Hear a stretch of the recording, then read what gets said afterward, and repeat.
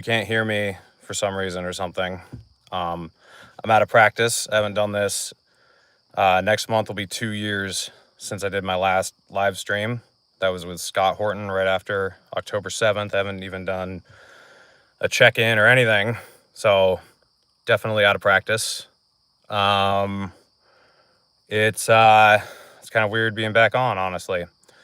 But as you can see from the title of this video, I am officially going dark. So I already deleted my Twitter yesterday. It's kind of weird being back on, honestly. But sorry, I had a little double feedback going on there. As you can see from the title of this video, I am going dark on social media. Everything's going away. I already deleted my Twitter yesterday. So first off, I just wanted you guys to know that that was actually me who deleted that. And if you see anyone impersonating me on there, it is not me. And I already deleted Facebook, and then Instagram is going away tomorrow. And that'll be everything. I wanted to talk about why I'm doing this a little bit, and it's not actually because of the events of this week. My girlfriend and I actually decided last weekend that we were going to do it at the end of this week. And then this week just ended up being pretty fucking insane, obviously. But it was actually good timing, in my opinion. So my reasoning behind it is something that I've really been thinking about in life in general lately is just embracing reality and choosing to live in reality instead of choosing to live in some dream world. And that might sound kind of ridiculous, but I think most of you watching, if you really admit it to yourselves, you do sort of live in some dream world to some extent. And it takes a lot of work to pull yourself out of that and try to just live in your own life and be intentional with what's going on around you. So what I mean by that is it's a lot easier to doom scroll on the internet or to, watch the news and just be miserable, or just scroll through Instagram, getting endless reels being fed to you by an algorithm that you think you kind of control, but it's actually sort of controlling you. And it makes it a lot easier to not focus on the problems that are right in front of your face, like mowing the lawn or talking to your wife or talking to your kids or calling your dad or changing the oil or whatever it is. You can put off all those things that are actually happening in your life that really matter, and you can almost create some sense of feigned importance by paying attention to something bigger that's going on, something that you have absolutely no control over, and something that's going to happen regardless of whether or not you're there. And so for me, there's an even bigger syndrome of that happening, because I had 26,000 people who follow me on Twitter, 2,000 people on Instagram, 10,000 people here on YouTube. And it created even more of a sense of, oh, I can actually change the way things are going. And maybe some people can, maybe some people actually do make a difference. And I'm not even going to say that I didn't make any differences, because I know I made impacts in people's lives, real people's lives, and they've told me that. And most of those type of impacts that I made were telling people that they shouldn't, they shouldn't go to college if they don't know what they want to do, or they should get into a trade and they'll actually be able to make money, or, instead of just complaining about the Federal Reserve, maybe go to the gym and try to get some skills that will give you a higher paying job. Most of the people who sent me comments saying hey, this really helped me, it was that type of real life stuff that actually, people were actually making changes in their own lives that would bring about a different result. And I've obviously been way less involved online over the last couple years. And I did a video, I don't know how long ago, within the last couple, I think it was around the end of 2022. So almost 3 years ago now. I did a video about the War Powers Resolution, I think it was called. I forget if that was the name of it. It was some legislation having to do with the blockade in Yemen and the United States support for Saudi Arabia.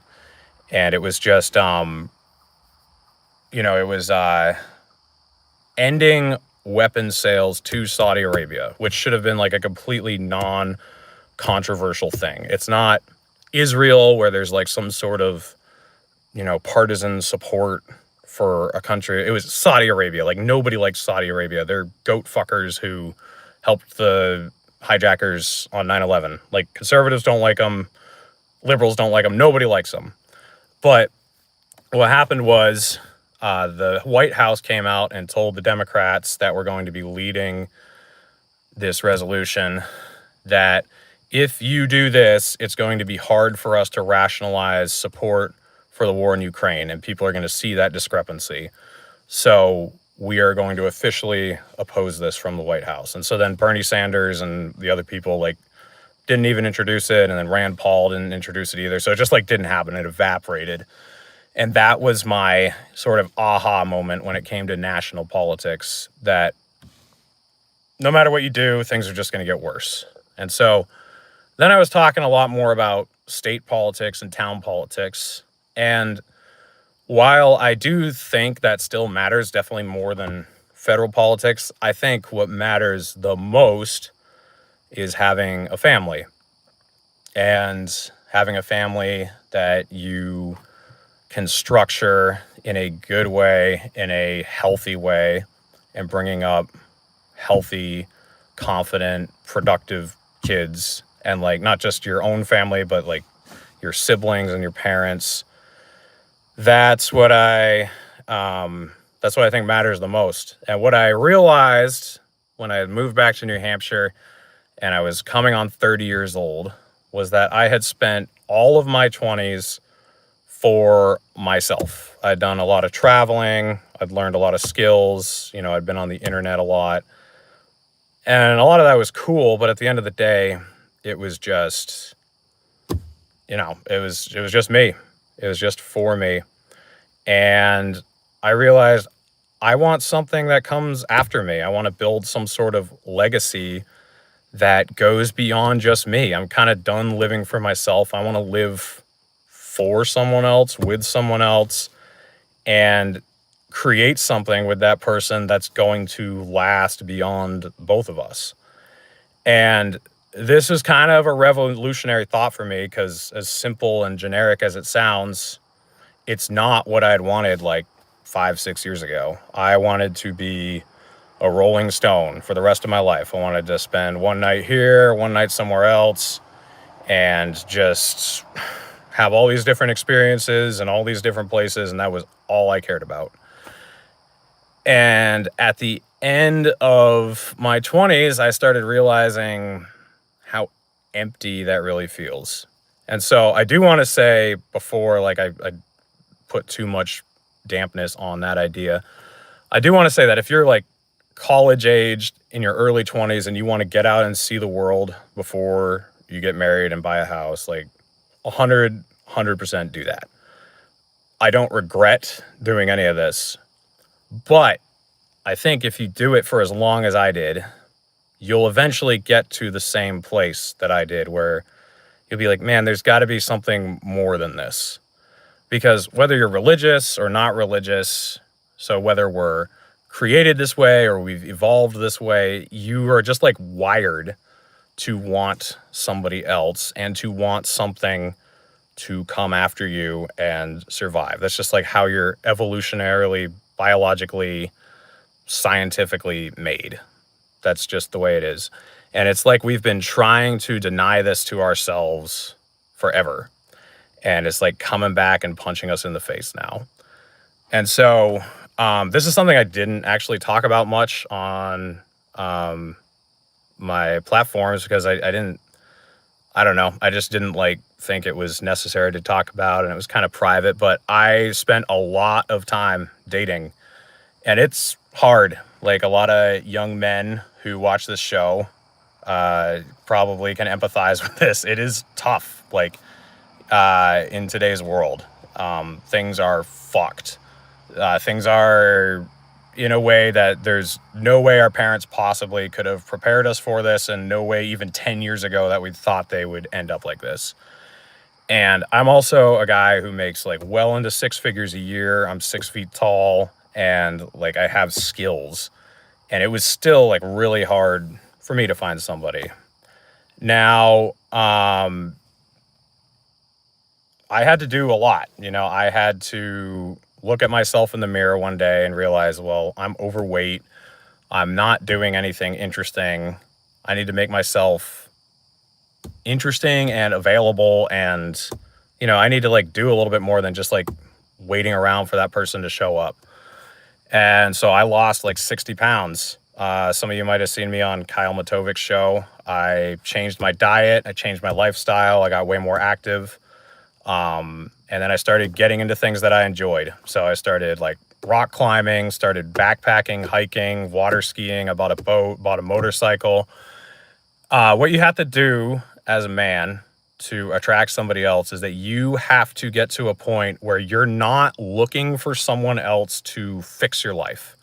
Like, you can't be like, oh, I'm just so miserable. If I could just find somebody, like, this will all be better. No, like, you have to get to the point where you are enough on your own and you're confident and happy with yourself. And when you're at that point in your life, you are going to only be looking for someone who's going to make your life better if they come into it. Which, when I met my girlfriend, that is 100% where I was. And then when you're in that type of place where you're confident and happy with yourself, you won't tolerate bullshit. Like, if you're with a girl who isn't, just devoted to you, or doesn't want to hang out with you, doesn't give you the time of day, disrespects you, you're just gonna be like, okay, like, forget it. And so many men fall into that trap. They wind up with someone who doesn't respect them, doesn't love them, doesn't spend time with them, doesn't, do any of the things that you'd want them to do. And you tolerate it because you don't have the self-confidence to just walk away.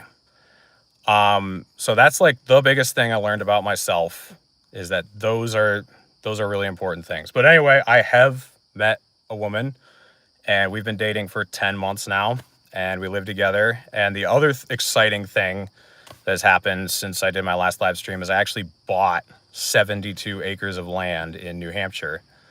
And it's raw land. My brother and I bought it. And we also bought an excavator.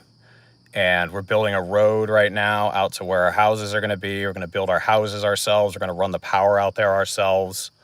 And so you hear like a lot of libertarians talking about doing this type of stuff. I'm actually doing it now. Like, my life has actually come to the point where it's like really coming together. And this is what I really want to focus on now. Focus on building my life, and in a completely real way, not like looking for the validation of other people. And, social media definitely is built off of validation from other people that you don't really need. And so there's a couple different factors for why I'm getting rid of it and why my girlfriend's getting rid of it. The biggest thing was actually just the time that we both spend on it. Something else I did since my last live stream is I actually tried to go to a flip phone. That was the beginning of 2024. And I did it for 3 months and it just was incompatible with my job because I have to take videos, I have to take pictures, I have to send emails. But I did do that for 3 months, like not having the weather app on you all the time, not having YouTube with you all the time, not having Google with you all the time, not having a calculator with you all the time, not having a GPS with you all the time. Realizing like how I lived back in 2014 is very drastically different than it is now. And like realizing how dependent you become on all these things. And so it really was an interesting wake up call. And I remember one of the weirdest things was I was meeting a friend for dinner that I hadn't seen in a while. And I got there like 15 minutes before him. And I was just sitting in the waiting area and I had to just be bored for like 15 minutes. There's like nothing to scroll through, no pictures to look at, no whatever. And it made me appreciate the scenery, like where I was, like look around, like look at the people who are there, look at, the clothes they're wearing, or like the, what's going on in the restaurant, like whatever. Just all this stuff around us that we used to absorb that we don't anymore. Like it's just we just have tunnel vision. It's us and our phones, and that's it. And so there's like some other factors having to do with cybersecurity and having to do with some other things, but those were like the two big things was time spent on social media and then like choosing to live in real life instead. And so I'll be gone. I'm planning to leave my YouTube channel up just because it doesn't take any maintenance and all the videos are out there. And it's kind of like having a journal almost, like looking at all these YouTube videos. And so those will stay there. I just wanted to like reminisce on it a little bit. The first video I ever made was almost 6 years ago now. It was I think it was like October or November of 2019. And it was just a video about Tulsi Gabbard's foreign policy versus Rand Paul's foreign policy. And then that like I ended up working on the Tulsi campaign and then Libertarian Party. And man, has there been like so much water under the bridge since. And again, I don't have any regrets because I learned a lot, but it is certainly something that I do not want to sell my life and soul to. Man, just talk about like frustration and going nowhere and nothing changing. So, it's something that I would certainly suggest only to people who already have their lives together and they want to do it as an add-on. There are a lot of really broken people who are into politics because it gives them a feeling of importance. And maybe some people need that, but like, I don't know. When that was part of the reason the Libertarian Party was just so dysfunctional, was because you had people who had no control over their own lives in any arena. They were just a disaster. But the Libertarian Party was one place where they had some sense of authority or something. And so they would hang on to it. And then when people who had jobs or had real lives came in and like wanted to change things, that's why there was so much pearl clutching, because they were like, oh my God, I don't want to let go of this. And so that's like a big reason why it was so sad. If you guys, I don't have a ton of people. There's like 20 people watching, but if you guys do have any questions, you can drop them in there, by the way, and I'll try to answer them. I did briefly want to talk about current events, just because it's pretty wild. I was working on Wednesday when I heard that Charlie Kirk got shot, and this was like right before I deleted my Twitter. And so unfortunately I saw like 30 different videos of him getting shot. And it has like caused a lot of reflection for me over the last few days to think about like what this moment really represents. And so I actually had a friend call me yesterday and we talked for like 20 minutes. He just kind of vented to me and then I like kind of gave my response. First and foremost, it's just like really sad. Obviously, it's I mean, he had 2 young kids and a wife, and it was at a college campus where he was just talking with people who disagreed with him. The whole idea that someone would get shot for doing that is just really sad. Another thing that I've thought about is even some of the headlines since then just describe Charlie Kirk as far right or an extremist, which that to me is just hilarious. Like, Charlie Kirk is a conservative. There was nothing extremist or radical about him. And it makes me wonder, like, if these left-wingers realize what hard right actually means, because there are some hard right-wingers out there. I've met some of them, and the lefties who hated Charlie Kirk, they do not want those people with the popularity that Charlie Kirk had. Like, Charlie Kirk was your like run-of-the-mill conservative. He was like pro-life, wanted like lower regulations, a little bit more border control, like thought the transgenderism stuff was stupid. Like, that's what your uncle thinks. That's what your right-wing uncle thinks. And he's not like some crazy Nazi right-winger. That's just like so ridiculous. And the thing is, now that they shot him, they've radicalized a ton of people who were like Charlie Kirk fans, who are probably going to be like Nick Fuentes fans now. So like any of the lefties who are celebrating this, like, you're hanging yourself. Like, this is not going to work out well for you. It's not going to work in your favor.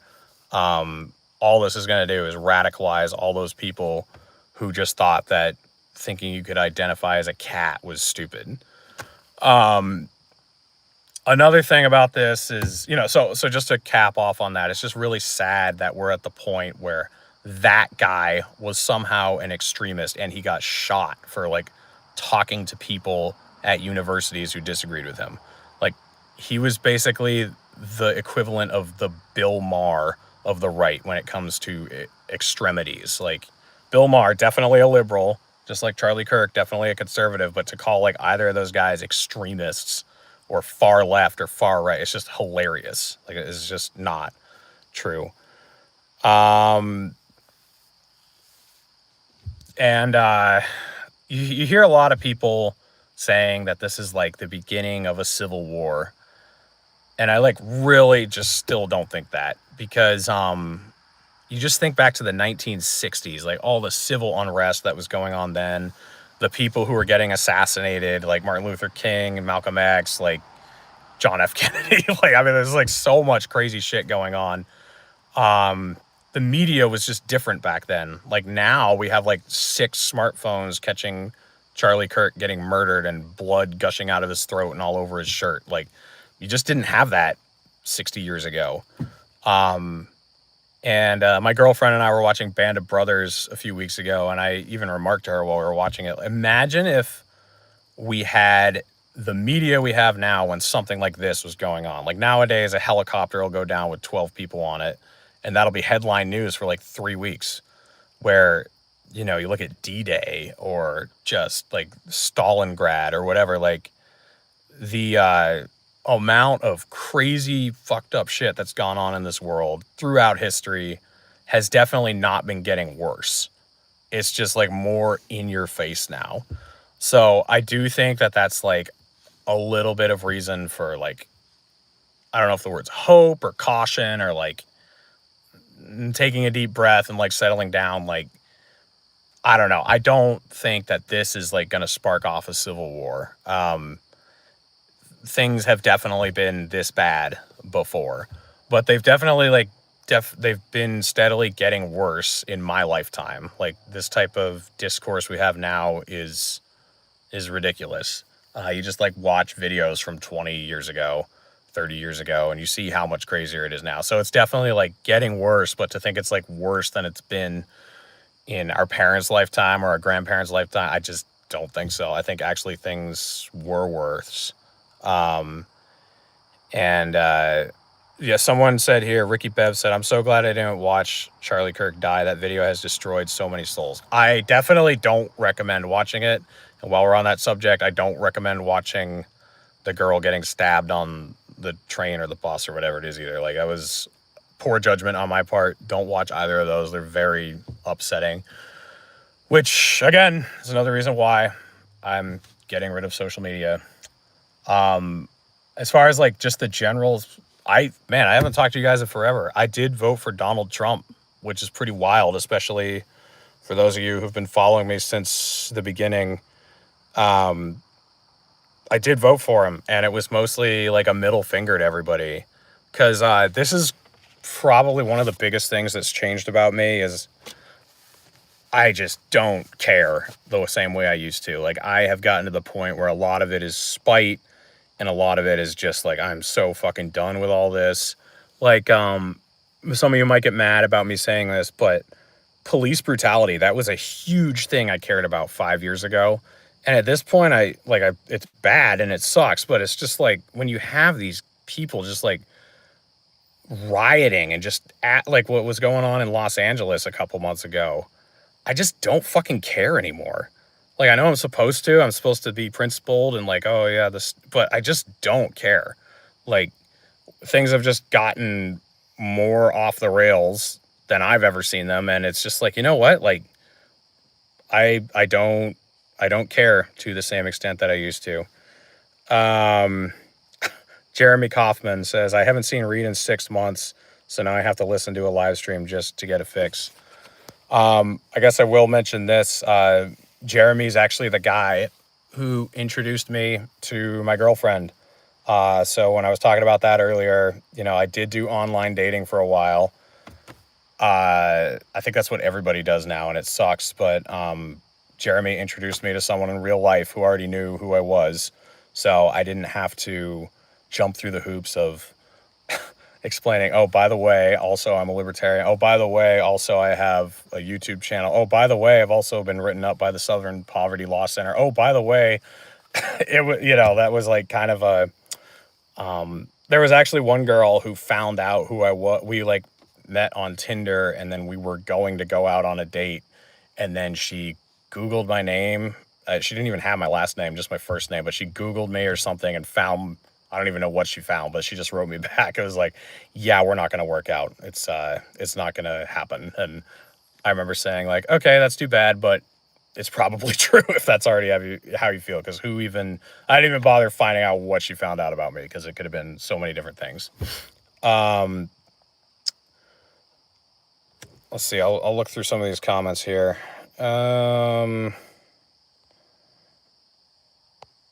I haven't seen Reed in a while. Had to watch this before Conjuring 4. I see some comments about the Four Horsemen. Those were a lot of fun. That was definitely like the pulse of this show. That was where like most of the action happened, and that was pretty cool. And I still see Eric sometimes because I live in the same state as him. I actually haven't seen him in a while. And Ryan moved to Korea since I last saw him. I saw him, I think in 2023 down in North Carolina, and that was the last time I saw him. Richard King says, libertarian girls are the best anyways. So yeah, that's, I lucked out. I was saying earlier, men, you gotta really be strong, and you have to like make yourself the most, not just like physically attractive, but just like you need to make yourself, you need to make yourself desirable just in general, like, financially, physically, emotionally, like you need to have control over your emotions. There's like so many things you need to do. But it's still going to be really hard. And even with everything I did, I still lucked out. I found someone who didn't need me financially, and someone who already had really cool skills, and someone who was also at a point in her life where she was just looking for someone who was going to make her life better. I'm a very lucky man to have found her. So thanks again to Jeremy Kaufman. He says, if you move to New Hampshire, I will get you a libertarian girlfriend. Okay, so I'm a little conflicted on this one because Jeremy does have bragging rights in this area, but I also have the best girlfriend that I could ever have, and I don't really think that you're going to find one like that. And most of the women who do come to New Hampshire as a libertarian, in order to find a boyfriend, they're going to evaporate very quickly. So if you are on that trajectory, you're going to have to jump on it really fast. Someone says, the Four Horsemen, when Ryan said he died doing what he loves, chasing a minor, was the greatest line ever. Yeah, there were definitely some real bangers in that whole Four Horsemen thing. Hey, Jeremy, if you're still watching this, me and my girlfriend do want to come to your Hanukkah party at some point. So just text me whenever you're doing that, because we still have to get together. I've been very rude to Jeremy ever since he introduced us to each other. Still haven't like gone out with him. We had tried like 5 or 6 different times to set it up, and it kept falling through. So we're gonna have to do that at some point. New Hampshire, where the men are men and the women are too. Yeah. Like, actually, I think, the ratio of women to men in New Hampshire is actually like abnormally, like more men than women, and everybody's really old too. So it's definitely like a chore. I don't know what else to talk about. I think something that I would also something that I would also recommend to people is try to buy land. Like that is really really hard. And I bought a 72 acre piece, which is increasingly hard. That's something, especially like in New Hampshire, that you're just not going to find very often anymore. But I do think that in the next couple decades, there is going to be a caste system. Like it'll be landowners versus non-landowners, like, or not even just land, like in the way that I have it, but homeowners. Like that's something that's just going to disappear. People are no longer going to be able to buy houses. Like I was reading a stat the other day that more people in their 70s are buying houses than people in their 30s, which is not a good trajectory. And you know, if you have any sort of capability to get into that market, just like get on top of it. The market is cooling down a little bit too. Like sellers are going to have to start dropping their prices. So if that is something that you can do, like do it. My brother and I are lucky because we have skills that make so many things easier that would not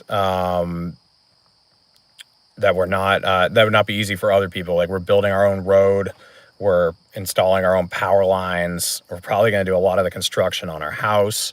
And like a lot of people just don't have those capabilities, so we are able to grapple things that some people wouldn't. Like the road that we're building will probably, it'll be less than $50,000 to build the road for us because we bought an excavator. We're doing it all ourselves. For someone else to build a road 2,000 feet long, 20 feet wide, it would be in the hundreds of thousands of dollars, like probably $500,000. So literally a tenth of the price.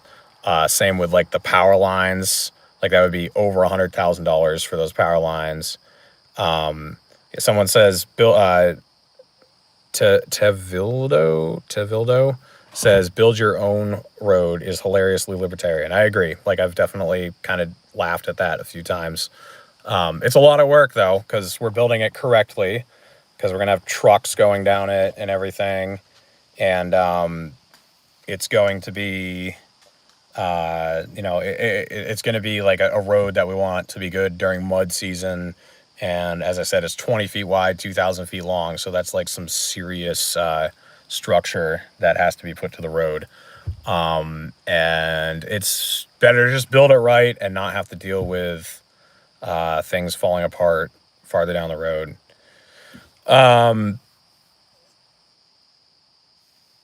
How's your current job so far? So yeah, I'm still working on power lines. I've almost been back here for 3 years. In November, it'll be 3 years that I've been back. And I've reached a pretty comfortable spot. I've got a company pickup now. I work pretty close to home every day because I got a spot where we're working for one of the utilities on the seacoast. So I'm just there all the time. And I've definitely like reached a place where I'm happy here. And I was also talking to my girlfriend about this, and this is something that maybe will resonate with some of you, is when you're young, you're like trying to figure out what that job is that you'll love, right? And I did that job for 2 years. It was trucking. I really like absolutely loved that job.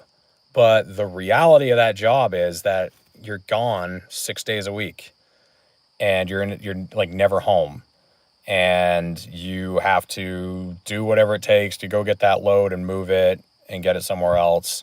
So when you're a single man podcasting, that's like a pretty terrific job. But when you're at the point that you're going to own 70 acres and you want to get married and have kids and do all that stuff, maybe a job that you don't hate, you don't necessarily like get excited to go every day, but you're like outside and you're doing stuff that's like somewhat enjoyable. You like the people you're working for, you're making good money, you have a company pickup, like maybe that actually is like the perfect job, right? Like when you get to a point in life where what you're doing for work isn't the most important thing to you, I think that that's like a real page turner, which that's like where I've reached.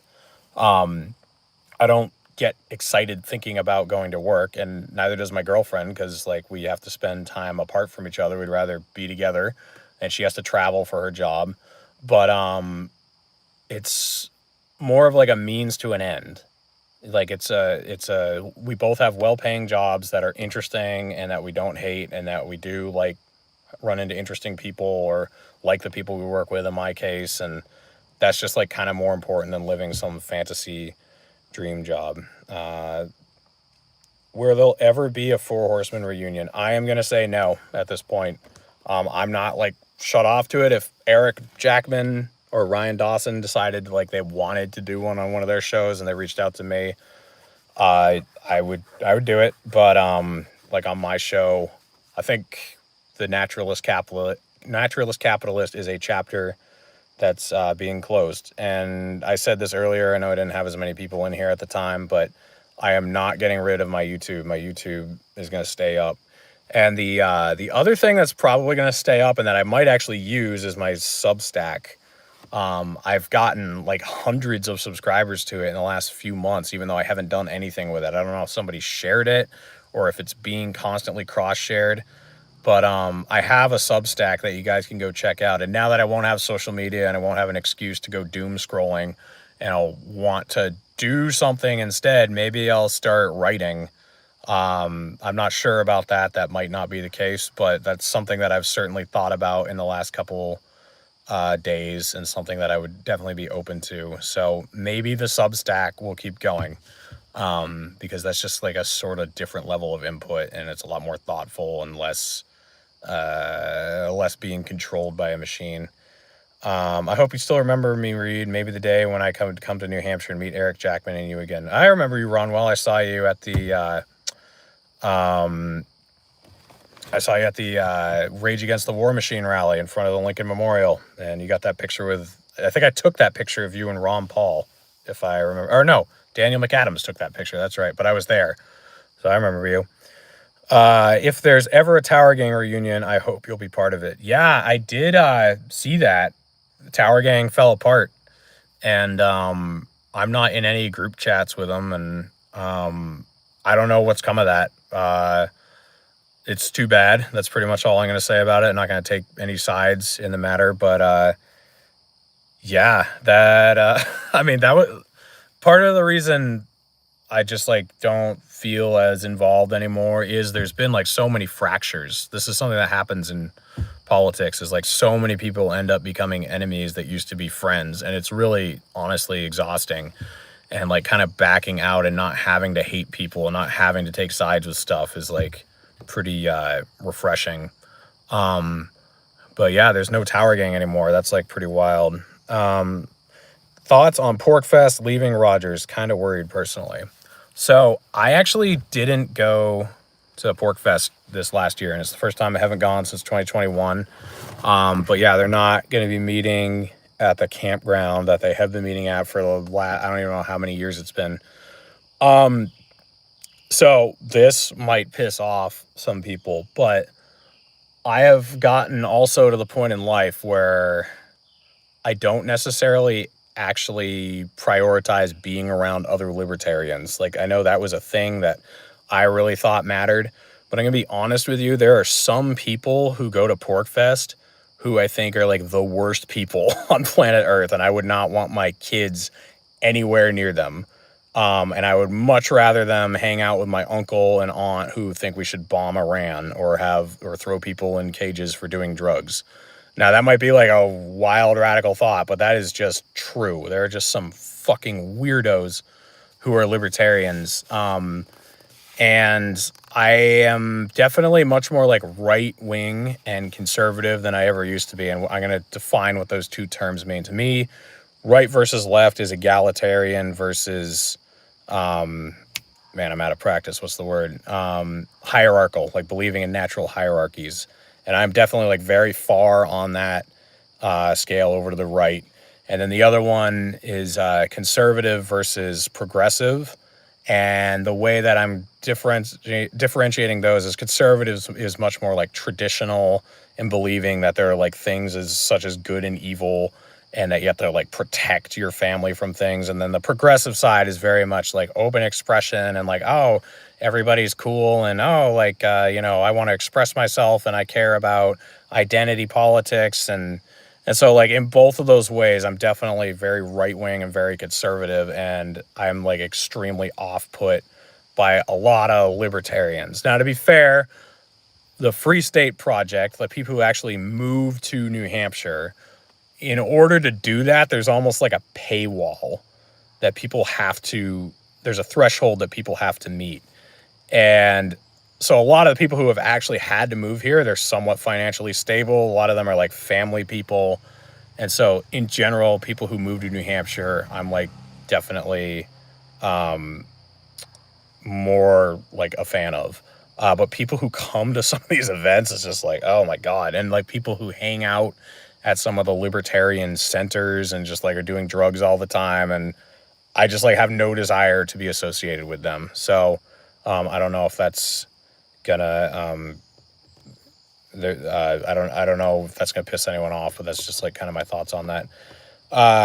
There's rumors of a Tower Gang comeback. Jose and Toad talked about it on No Way Jose, and I think they're still good on terms with Clinton Cole. Yeah, maybe. Like I said, I'm not in any group chats anymore. I did talk to Top Lobster a few months ago, or a couple months. I don't remember how long it was, but I haven't like actually talked to anyone else in a while. The last time I talked to Clint was after the Libertarian Convention last year, because he was like on Fox News being on the main stage. And then other than that, I think I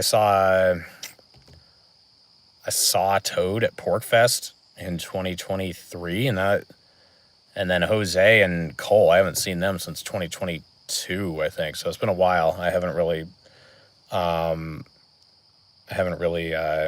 kept up with them. Also based, choosing relationships exclusively on political beliefs is gay. Yeah. 100%.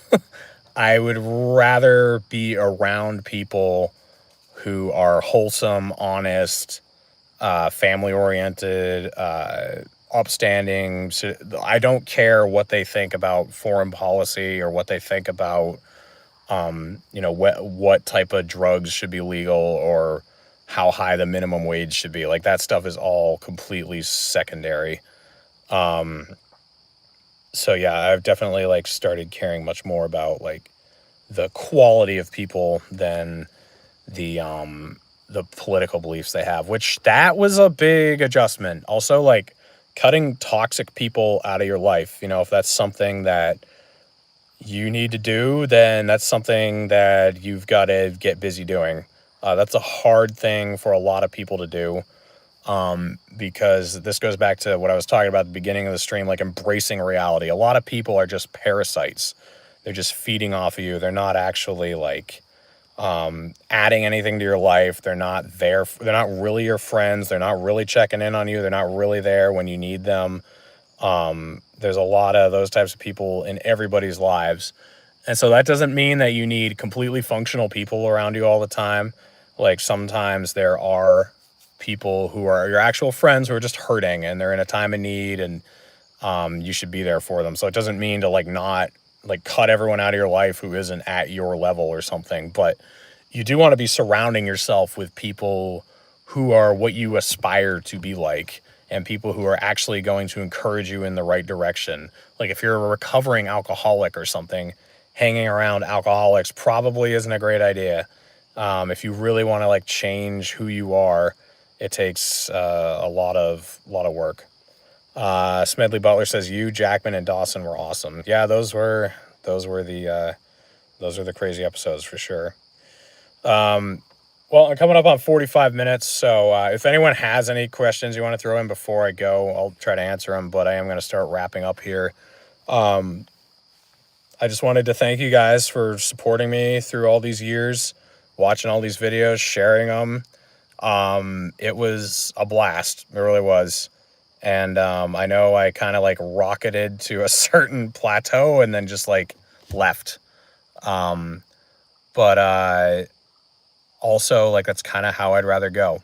Like so many people, in order to like keep going, they have to sell their souls almost. Like they have to start compromising on things. And that was just something I didn't want to do as early as like with Young Americans for Liberty. Like they wanted me to sign a contract that I'd never like say anything bad about them, and I like wouldn't even do it. And a lot of other high profile people were going and talking there. And that was like during my big rise. And I was like, nope, I'm not going to do that. You got to take this part out of the contract. And, like that I just figured if I want to be a shill or I want to be fake in any way, I could just go work for a bigger network and actually like get paid for it instead of like doing my own thing. And so I decided to have something that was just like genuine, like what I actually believed. And it was fun, and it was an experience that I'll remember for the rest of my life. And with that, guys, I'm gonna say, like, I'm not even like telling other people to leave social media necessarily or leave the internet, because if it's just an add-on and you're like present in your lives and you're just like using it for something to like promote like some sort of work you do or something, like whatever. I would just say, if social media is putting you in a place where you're not living in reality and you're seeking all this validation through dopamine hits and kind of sort of rubbing shoulders with people but not actually doing it, instead of like looking for actual connection in your real life and like actually doing the things at hand that you need to do, that's when I think it's time to let it go. And I think I've come a long way in the last couple years, but I still just like want total detachment. And I certainly have come to the point where I think that leaving a legacy and building a life with someone that you want to be with, I'm just going to really hit home on that hard, that if you want to build something with someone, it has to be someone that you can love. And love is like such an overused word, and it means so many different things to so many different people. But when I say love, I mean someone that you'll be loyal to, someone that you'll choose every day, someone that you'll spend all your time with, someone that you're comfortable sharing your money, your secrets, like just doing everything down the middle with. And if that person is not the one you're dating, then move on, because you're just like, you're just wasting your time and their time, or you're setting yourself up to be miserable for the rest of your life. So it's been the best thing that's happened to me in my life in a long time, is finding someone who actually wants to build with you and wants to be around you and it's not, you don't want a relationship where you have to beg somebody to be with you or be exclusive with you or to want to build with you. You want someone who's going to choose. And it's hard to find those people. It's hard to find someone you're compatible with, especially if you're like me. I had like really high standards, but just be patient and look. And then when the time comes, be clear about what you want and be clear about what you'll tolerate. And if they're not going to respect you or love you or spend time with you, then just go the other way. I'll just read these comments that a couple people have left. Hate to see you go, but totally get it. One love, brother. It's been a fun ride, Reed. Loved your videos through the years. I've come to a lot of the same conclusions as you about politics and life. I will pray for you to have a long, meaningful life filled with everything that will bring you joy and purpose. May God grant you grace and love. Great stream. What a pleasant surprise. Blessings. Peace out. All right, guys, with that, I'm going to sign off, and I'm going to use my old catchphrase that I used years ago. Take care of each other. Take care of yourselves.